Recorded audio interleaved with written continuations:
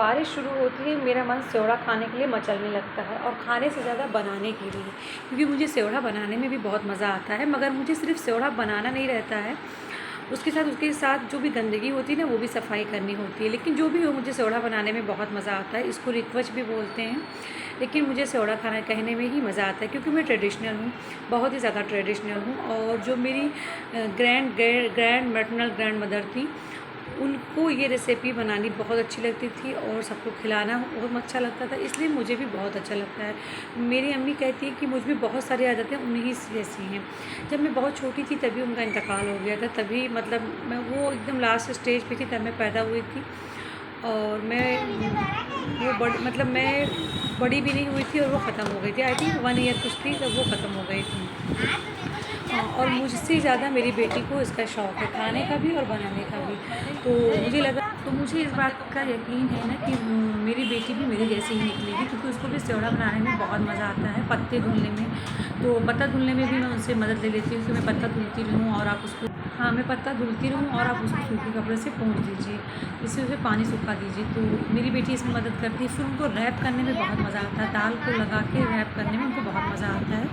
तो मैं उनसे करवाती हूँ। हाँ, वो सिर्फ 2-3 पत्ते ही लगा पाती हैं और उसको ही फ़ोल्ड कर देती हैं, लेकिन जो भी मज़ा आता है। लेकिन आज सेवड़ा बनाने में मुझे मेहनत कम करनी पड़ेगी, क्योंकि मेरी खाला सुबह आके ये सारी दाल को पीस दी थी।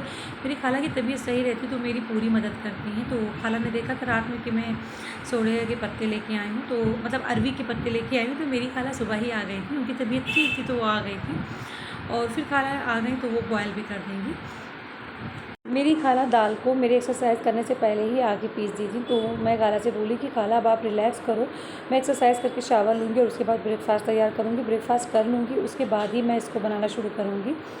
तो आप एकदम रिलैक्स करो, ये नहीं कि मैं एक्सरसाइज करती रहूँ और उसमें बीच में ही आप पत्ते वगैरह धुल के और रैपिंग चालू कर दो, क्योंकि मेरी खाला ना हर काम को सोचती है फटाफट इसको किसी तरह से ख़त्म कर दें, और मैं इस चक्कर में नहीं रहती हूँ। मेरा मानना ये है कि काम को आप थोड़ा लेट से करें, लेकिन बहुत ही अच्छे और सिस्टमेटिक ढंग से करें, क्योंकि मेरे लिए सिस्टम और हाइजीन दोनों बहुत ही इम्पॉर्टेंट हैं मेरे लाइफ में। नीचे ही है।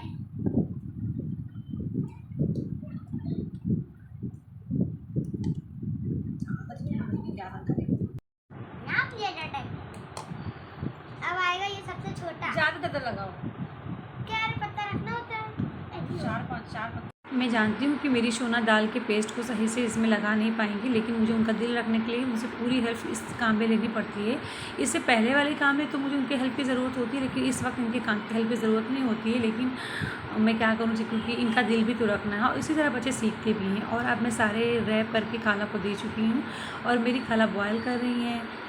और जो लोग कानपुर, लखनऊ, बलरामपुर, बहराइच, गोंडा से हैं, वो इस बात को अच्छे से जानते हैं कि इस रिक्वच के कंप्लीट बॉयल होने के लिए ये चेक कैसे करना होता है। बस इसमें नाइफ़ डाल के चेक करना होता है कि अगर नाइफ़ में कुछ भी दाल का कोई भी अज्जा लग जाए तो समझ जाएं कि अभी दाल बॉयल नहीं हो पाया है, मीन्स रिक्वच बॉयल नहीं हो पाया है। और अगर कुछ भी न लगे, नाइफ़ जाके एकदम क्लीन ऊपर बाहर आ जाए, तो समझ लें कि ये बॉयल हो चुका है। तो यहाँ पर नाइफ़ एकदम साफ़ है, खाला मुझे दिखा रही है, क्योंकि खाला सब कुछ बनाने में बहुत जल्दी करती है, तो वो हाफ़ बॉयल पे भी उतार देगी। तो ये बॉयल एग नहीं है कि हाफ़ बॉयल भी खा लेंगे, तो इसको कंप्लीट बॉयल होना ज़रूरी है। तो ये बॉयल हो चुका है, मैंने खाला से कहा इसको निकाल लीजिए।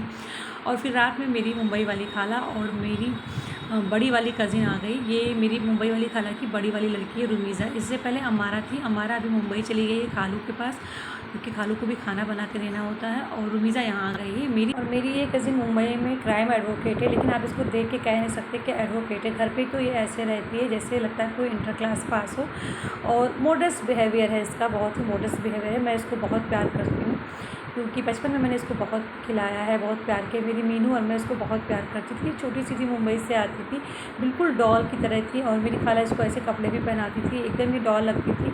हमारा एकदम छोटी थी, वो तो पता नहीं कैसे चाइनीज़ गुड़िया लगती थी, छोटी थी।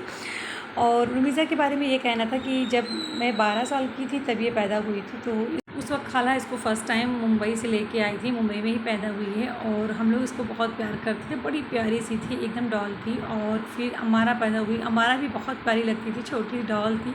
हम लोग छोटे बच्चों को बहुत प्यार करते थे, ख़ानदान के सारे छोटे बच्चों को, क्योंकि हमारे घर में कोई छोटा बच्चा नहीं था। और मेरी मीनू तो बेहद प्यार करती थी।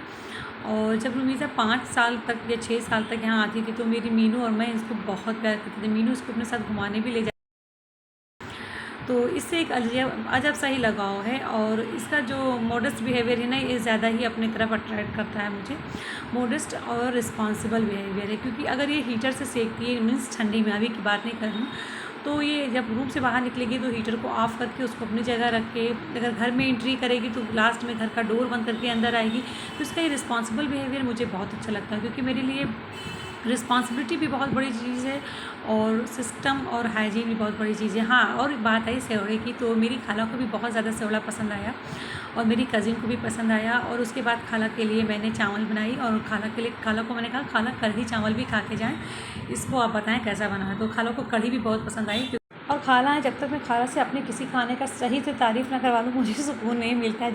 जब मैं 18 साल की थी, तब से मेरा खाला के साथ ये सिलसिला चालू है और